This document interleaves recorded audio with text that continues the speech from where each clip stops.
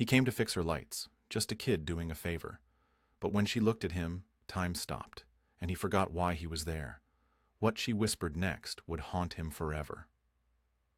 I pulled up in my battered old pickup truck to the cracked driveway at 142 Linden Street in Elmwood Heights, a sleepy suburb hugging the edges of Portland, Oregon. The house stood there like a relic from another era, a mid-century bungalow with its blue siding weathered by too many rainy seasons, and a porch swing creaking faintly in the breeze, untouched and lonely. At 23, I was still piecing together my life, fresh out of community college with a basic electrical certification, scraping by with odd jobs while dreaming of something more stable. My name's Nolan Hargrove, and that afternoon I was only there because my dad had roped me into it. He'd called me that morning over our usual rushed breakfast, mentioning his old business partner's widow needed help. "Miriam Voss," he'd said, his voice gruff with concern. "Harlan's been gone 2 years now, that car crash on the interstate. She's alone in that house, lights flickering like crazy. Just check the attic wiring for her. Don't let her get ripped off by some contractor." I nodded, grabbed my toolbox from the garage, and headed out, figuring it'd be a straightforward fix before my evening shift at the hardware store downtown. The summer heat hung heavy in the air, mixed with the sharp scent of mowed lawns from the neighboring yards, and the distant hum of cicadas echoing through the oak trees that lined the street like silent guardians. I knocked on the door, my work boots scraping against the faded welcome mat that proclaimed "Home Sweet Home" in letters worn thin by time. After a few seconds that stretched longer than they should have, the door swung open, and there she was, Miriam. I'd glimpsed her at a couple of family barbecues years back when I was still a teenager, but now, standing face to face, she seemed transformed, carrying a quiet poise, shadowed by an invisible weight. She appeared to be in her late 30s, perhaps 38, with auburn hair tied back in a loose ponytail that let a few strands frame her face, and hazel eyes that held depths I couldn't quite read, etched with subtle lines from years of smiles and sorrows. Dressed simply in a white blouse tucked into jeans, she moved with an effortless grace, the kind that comes from enduring life's harder edges. "Nolan, you've grown up so much," she said, her voice gentle yet firm, laced with a faint Midwestern lilt that hinted at her origins in Wisconsin. She stepped aside, gesturing me in with a small, appreciative smile. "Your dad said you'd come by." "The attic's this way. The lights have been driving me nuts." I wiped my boots on the mat again, more out of habit than necessity, and followed her into the cool interior, the AC humming softly against the outside warmth. The house smelled of fresh lemon polish mingled with the warm, inviting aroma of something baking, chocolate chip cookies, judging by the hints of vanilla and butter wafting from the kitchen. It was neat, but lived in. Walls adorned with framed photos that told stories of a fuller life. Miriam and Harlan arm in arm on a sun-drenched beach, their laughter frozen in time, a younger her cradling a bundled infant who must have been their son Theo, now away at college. "I appreciate you squeezing this in," she continued as we navigated the narrow hallway, her footsteps light on the hardwood floors. "I've reset the breakers a dozen times, but I'm clueless beyond that." "Don't mention it, Mrs. Voss," I replied, keeping my tone professional, though a part of me felt oddly out of place in this space that wasn't mine. I wasn't great at chit-chat, especially with someone tied to my family's past, but her gratitude made it easier.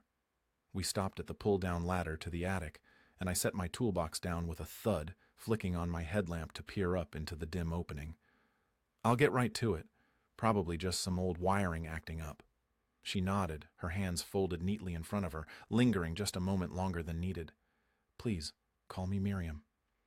"Mrs. Voss makes me sound like someone's grandmother." There was a soft laugh in her words, but her gaze held a quiet fatigue, a maturity that underscored the years between us.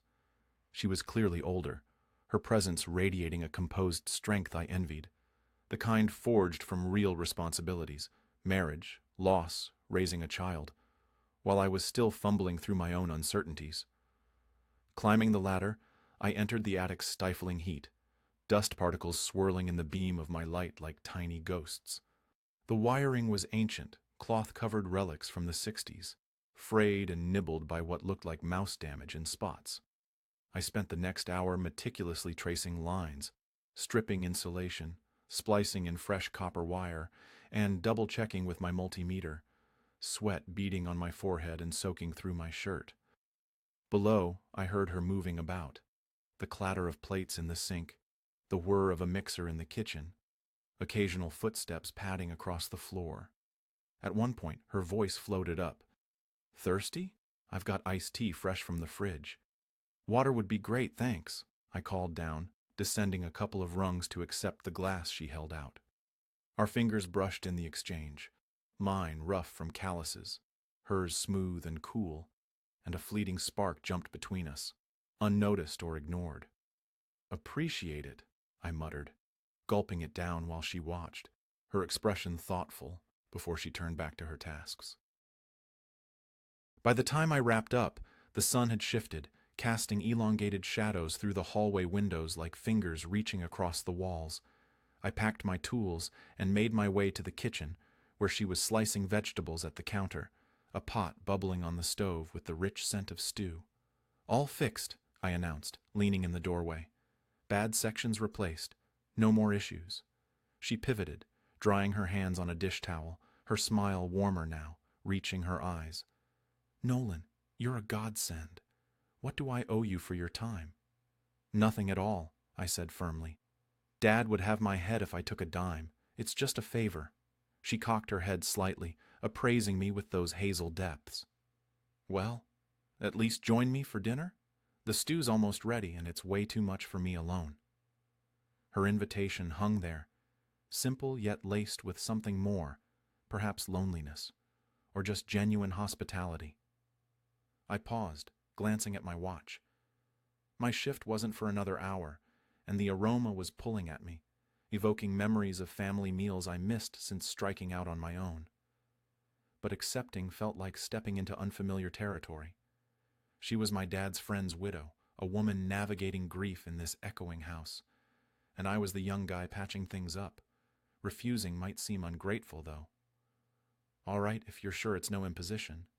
"None whatsoever," she assured, her tone lightening as she set an extra place at the scarred kitchen table.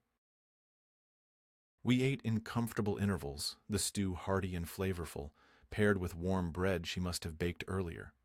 Conversation unfolded naturally. She inquired about my college experiences, the tedious night classes on circuits and safety codes, my part-time gig at the hardware store on Maple Avenue, and vague ambitions to launch my own electrical service one day. I shared details, the satisfaction of solving a tricky install, the frustration of dead-end jobs before this. "You've got drive," she observed, sipping her tea slowly. Harlan had that fire too, always inventing gadgets, fixing what wasn't broken. Mentioning her husband shifted the air. Her gaze drifted, carrying the echo of loss. I sensed the emptiness he left, an unspoken void in the room, the empty chair mocking the meal.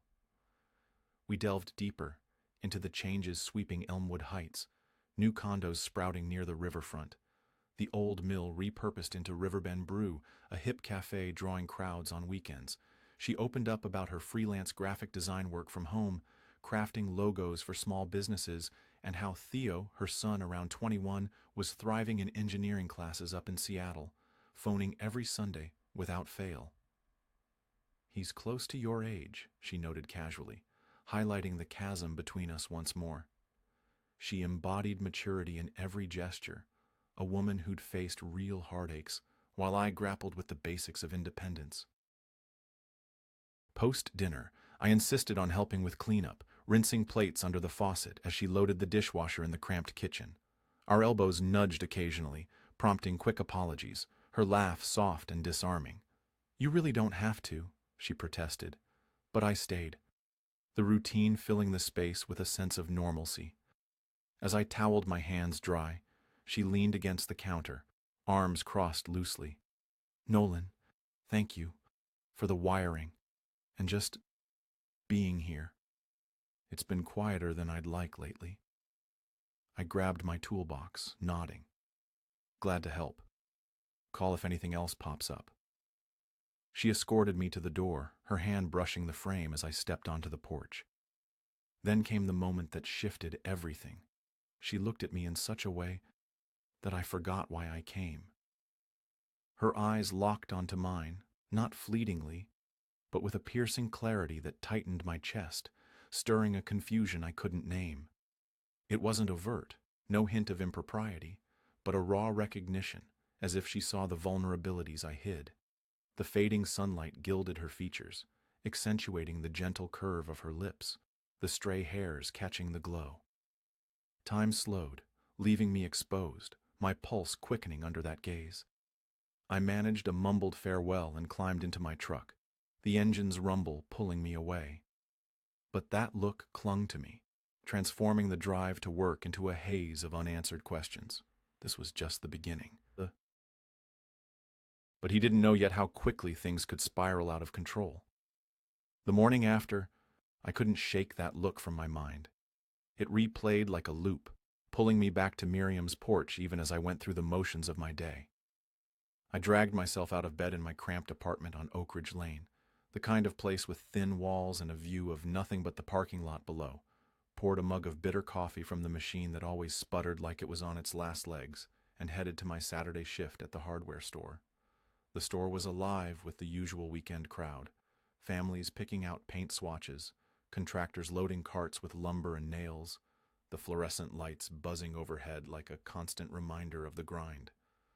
At 23, I was still finding my footing, stocking shelves with electrical supplies and helping customers track down obscure fittings, but my thoughts kept drifting. What was it about that gaze? It wasn't flirtatious, not really. More like a quiet acknowledgement of something shared, something I hadn't even realized was there.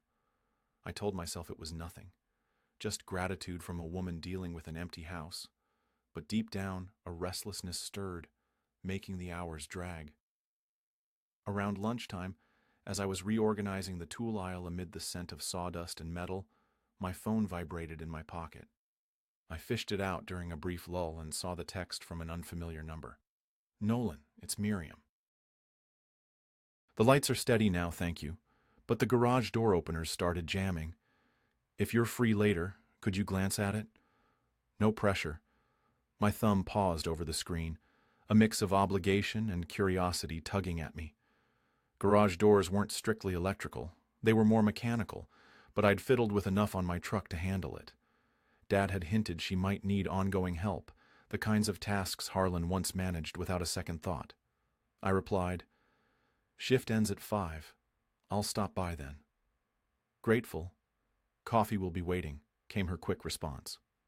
The afternoon crawled by, my mind wandering during mundane tasks like ringing up purchases or explaining wire gauges to a novice DIYer. By closing time, a light drizzle had begun, turning the Portland streets slick and reflective under the gray sky. I navigated the familiar route to Linden Street, wipers sweeping rhythmically, the radio playing some forgotten indie track that matched the moody weather. Pulling up, I spotted Miriam under the shelter of the half-open garage door, waving me in with a practical rain jacket draped over her sweater, her hair slightly damp and tousled from the mist. She looked composed, but there was a subtle relief in her posture, like the house's little breakdowns were wearing on her more than she'd admit. "You're a trooper for coming out in this," she said as I parked and hefted my toolbox, the rain pattering softly on the roof. "It was fine yesterday, but this morning it stuck halfway." "Chain issue, maybe?" I stepped into the garage, surveying the clutter, stacks of boxes marked Harlan's gear or Theo's childhood, rusted bikes suspended from hooks, shelves bowed under old paint cans and forgotten projects. The opener was a relic, chain-driven and noisy, the kind that groaned like an old man getting out of bed. I set to work, oiling the rails, tightening loose bolts, and tweaking the tension springs, my hands moving methodically while the damp chill seeped in. Miriam stayed close at first, passing me a screwdriver or rag when I muttered a request, her presence a quiet companion. Then she vanished inside, reappearing with steaming mugs of coffee. "Black, as you like it," she noted, recalling from our dinner the night before. "Thanks," I said, pausing to take a sip, the warmth spreading through me against the garage's cool draft. We fell into easy talk as I tested the mechanism, the door now rising and falling smoothly without protest. She mentioned the relentless Portland rain, how it turned everything lush but also made maintenance a never-ending battle. I shared about the new developments creeping into Elmwood Heights, like the upscale shops near Riverside Meadows Park that were pricing out the locals. Her freelance work came up too, a stubborn logo project for a bookstore on Hawthorne Boulevard, where the client wanted vintage yet fresh, leaving her chasing endless revisions. "It's like herding cats," she chuckled, perching on the edge of the workbench, her legs swinging slightly. With the fix complete, she eyed my work approvingly. "You make it look effortless. Harlan was handy, but he'd turn it into a full-day ordeal. Tools everywhere." Her voice softened at his name, a shadow crossing her face, reminding me of the life she'd lost, the partnership, the shared burdens. "Must be tough, handling it all solo," I ventured, wiping grease from my hands, the words feeling inadequate, but necessary. She shrugged, but her eyes revealed more, a flicker of isolation she'd learned to mask. "You adapt, or try to. Some days are harder." The rain intensified outside, drumming on the metal roof like impatient fingers, creating an intimate bubble in the garage. "Come in and dry off? No sense rushing back into that?" I followed her through the side door into the house, shedding my damp boots in the mudroom where umbrellas hung like forgotten sentinels. The kitchen welcomed us with the aroma of fresh-baked bread, golden loaves cooling on a rack. She'd made them that morning as a distraction, she explained.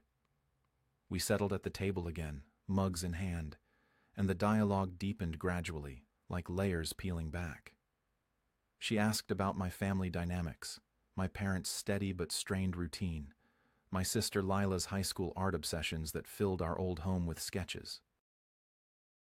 I opened up about my hesitations with starting a business, the nagging fear of flopping like friends who'd leaped too soon into ventures that crumbled. "You're at that age where the world's wide open," she reflected, her tone measured, stirring her coffee absently. "I was in art school then, full of big ideas but terrified underneath." She was noticeably older, her words carrying the weight of experiences I hadn't touched. Decades of building a life, only to have it fractured. "What scared you most?" I asked, the question slipping out, drawn by her candor. "Failure, mostly. Or succeeding and losing myself in it. Being alone, too." She paused, her finger circling the mug's rim. "Harlan grounded me. We met in college, built everything together. His absence. It reshapes you, forces you to confront what's left." The vulnerability in her voice hung there, raw and unguarded, the rain outside a steady backdrop to our words. We talked for what felt like hours, the light fading into a dusky evening glow through the windows. She recounted her Wisconsin upbringing in Brookfield, a tiny town with brutal winters that taught resilience, short summers bursting with fireflies and lake swims, moving to Portland for Harlan's job, raising Theo through his awkward phases, rebellious streaks over curfews and school. I shared more than intended, the sting of my breakup last year, how my ex and I drifted apart over mismatched futures, the quiet loneliness of my apartment nights, scrolling through plans that felt just out of reach. "It's like waiting for a sign," I confessed, staring into my empty mug. "Sometimes the sign finds you," she replied softly, her eyes meeting mine with that same piercing intensity from the porch. My pulse quickened, the room charged with an undercurrent I couldn't ignore. As she rose to refresh our drinks, her hand grazed my shoulder, unintentional, yet it lingered, sending a subtle current through me. We tackled the bread together afterward, slathering slices with butter and jam, our movements in sync within the kitchen's confines. Once reaching for the same knife, our hands touched, fingers overlapping briefly, neither withdrawing right away. The warmth spread, electric and unspoken, until she cleared her throat and stepped aside, busying herself with plates. As the storm eased to a drizzle, I checked the time. Past 7, the day slipping away. "I should get going," I said, though the pull to stay was stronger now, the house's warmth contrasting the wet night outside. She accompanied me to the door, the hallway dim and cozy. "Nolan," she began, then faltered, her hand on the knob. "This means more than you know. The fixes. The talks." I turned, our proximity in the narrow space amplifying everything, her lavender scent mingling with rain, the subtle rise and fall of her breathing.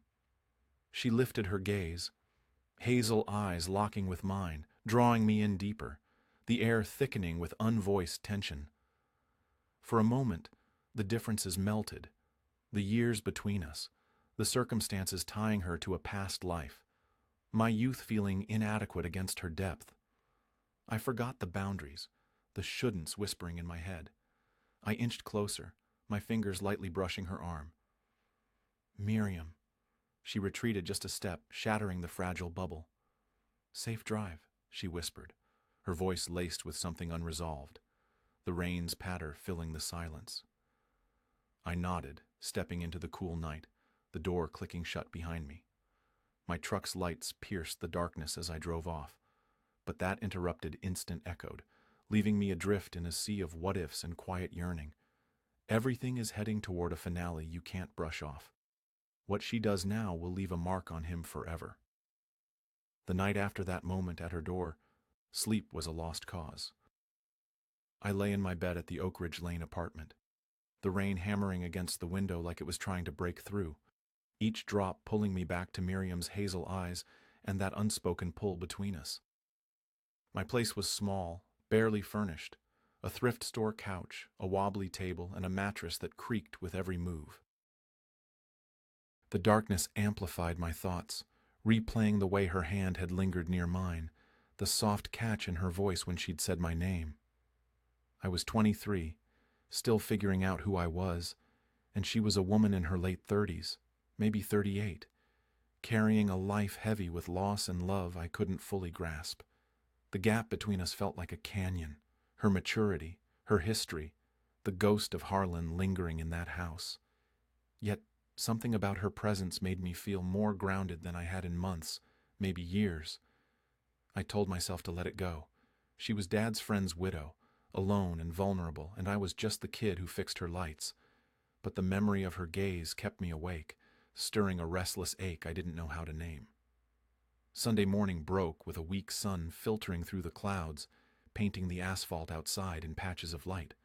I planned to spend my day off tinkering with my truck in the lot, maybe swapping out the oil or checking the brakes, anything to keep my hands busy and my mind from wandering. But around 10, my phone lit up with Miriam's name. Her voice was soft, almost hesitant, when I answered. "Nolan, I'm sorry to bother you again on your day off. The basement light fixture's dead now. Probably just the bulb, but it's too high for me to reach. Could you maybe swing by?" There was a need in her tone, not just for the fix, but for something deeper, and it tugged at me. I could have made excuses, laundry piling up, errands to run, but the truth was, I wanted to see her again. "No trouble," I said. "I'll be there in half an hour." When I pulled up to 142 Linden Street, the neighborhood was quiet, kids' bikes abandoned on lawns, the air fresh with the scent of wet grass after the rain. Miriam opened the door before I could knock, standing there in a floral sundress that caught the light, her auburn hair loose and slightly wavy, framing her face in a way that made her look younger, though the lines around her eyes spoke of a life fully lived. She was beautiful, not in a polished way, but in the quiet strength of someone who'd weathered storms and still stood tall. "You're too good to me," she said, her smile warm but tinged with something fragile as she led me inside. "It's downstairs in the basement." We descended the creaky wooden stairs into the cool, unfinished space, the air thick with the musty smell of old concrete and stored memories. The basement was a maze of boxes, some labeled Harlan's tools, others Theo's keepsakes, with fishing rods leaning against a wall, a dusty Christmas wreath peeking out from a corner, and a workbench cluttered with half-finished projects. The light fixture hung high above, a flickering fluorescent tube that cast weak shadows. I dragged a stepladder from under a tarp, setting it up while Miriam held a flashlight, her beam steady as I climbed. "Don't fall," she said, half joking, but her voice carried a genuine concern that made me glance down. "Won't," I assured her, unscrewing the fixture's cover, dust sifting down like fine snow. As I worked, swapping the old tube for a new one from my toolbox, we talked about the house's quirks, how it creaked in the wind, the drafty windows she kept meaning to replace. "Harlan had big plans for this place," she said, her tone wistful as she leaned against a stack of boxes. "Wanted to turn this into a game room for Theo. Pool table, dartboard, the works. Never got around to it." I paused, the new tube clicking into place. "You could still make it happen. Hire someone, or I could pitch in, if you're up for it." The offer came out too fast, too eager, and I cringed inwardly, wondering if it sounded like I was inserting myself where I didn't belong. Her eyes widened slightly, then softened. "That's kind of you, Nolan. Maybe one day." Her voice was gentle, but there was a pause, a moment where our gazes held, and I felt that same electric pull from the night before, amplified in the dim basement light. The fixture hummed to life, bathing the space in stark white, revealing the clutter in sharp detail. I folded the ladder, but neither of us moved toward the stairs. Instead, Miriam drifted to the workbench, pulling out a battered photo album from a cardboard box. "Come look at this," she said, her fingers brushing the worn leather cover as she opened it. I joined her, standing close enough to feel the warmth of her shoulder, the faint scent of lavender lingering in the air. The pages held snapshots of her past, a younger Miriam laughing at a picnic, her hair wild in the wind, her and Harlan on their wedding day, faces glowing with promise. Theo as a toddler, smearing paint on a canvas with chubby hands. "This was our life," she said, her voice barely above a whisper, her finger tracing the edge of a photo. "Before everything shifted." Her words carried the weight of years, joy, love, then the shattering loss of Harlan in that crash on a rain-slicked highway near the Columbia Gorge. I studied her face, the way her lips pressed together, holding back more than she said. "You look like you were happy," I murmured, unsure if I was intruding. "We were," she replied, closing the album with a soft thud. She turned to me, her hazel eyes searching mine, and the air thickened, the basement shrinking around us. "But happiness, it's like holding water. You can't keep it forever." Her words hung there, raw and unguarded, and I felt the space between us dissolve, her presence pulling me in like gravity. Without thinking, I reached out, my hand covering hers on the workbench. Her fingers were warm, steady, and instead of pulling away, she turned her hand, lacing her fingers through mine. "Miriam," I said, my voice low, the sound of her name feeling heavier than it should. "This, us. It's not simple." "I know," she whispered, stepping closer, her eyes never leaving mine. "You're so young, Nolan. Too young for someone like me with all my history. Harlan's gone, but he's still here. In this house. In me. And Theo, the neighbors. What would they say?" Her words echoed my own doubts. The age gap, the moral lines, the fear of complicating her already heavy life. She was a widow, tied to my family's past, someone I should respect from a distance, but standing there, her hand in mine. None of that mattered. "I don't care about them," I said, the honesty surprising me. "I care about you. These past days, they've felt real, more than anything in a long time." Her eyes glistened, a tear catching the light. "I've been so alone," she admitted, her voice cracking. "This house, it's too big, too quiet. I wake up every day pretending I'm fine, but then you show up, with your tools, your quiet way, and I feel seen." I pulled her into a slow, careful embrace, her head resting against my chest, her body fitting against mine like it belonged there. We stood in the basement's stark glow, her breath warm against my shirt, my arms steady around her. Time stretched, the world outside fading, leaving only the rhythm of our breathing and the hum of the new light. When she looked up, our lips met, tentative at first, a question, then deeper, answering something neither of us had dared to ask. It was soft, deliberate, a release of the tension that had simmered since that first look on the porch. We pulled back, her hands on my shoulders, my heart racing. "We shouldn't," she murmured, but her eyes betrayed her, full of want and fear. "Maybe not," I said, my voice steady despite the storm inside. But we did. We climbed the stairs slowly, her hand still in mine, the house feeling alive now, charged with what had just passed between us. In the kitchen she poured us water, and we sat at the table, talking through the tangle of emotions. She spoke of her guilt, the fear of betraying Harlan's memory, of dragging me into her complicated world.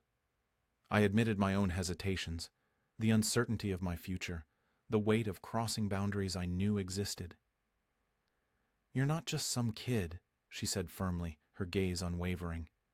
"You're kind, thoughtful, but this could break us both." The afternoon unfolded in quiet intimacy. We cooked together, pasta with a simple tomato sauce, chopping garlic and herbs side by side, our movements a dance in the small space. Laughter came easier, punctuated by stolen glances, the brush of her arm against mine sending sparks. After dinner we moved to the living room, sinking onto the couch, an old movie flickering on the TV, a black and white romance neither of us watched. Her head rested on my shoulder, my arm around her, the warmth of her body grounding me in a way I hadn't expected. As the clock neared 9, reality crept in. "You should go," she said, her voice reluctant, her fingers tightening briefly on mine. I stood, but she pulled me back, her lips finding mine again, this time with certainty, a promise in the press of her mouth. "Stay," she whispered, her breath warm against my skin. "Just tonight." The words hung heavy, laden with risk and longing. I searched her face, seeing the vulnerability, the strength, the woman who'd opened a door I hadn't known I was knocking on. The internal battle roared. She was older, tied to a past I couldn't touch, a life I might disrupt. But the connection was undeniable, built on shared solitude and quiet truths. "I will," I said, my voice resolute.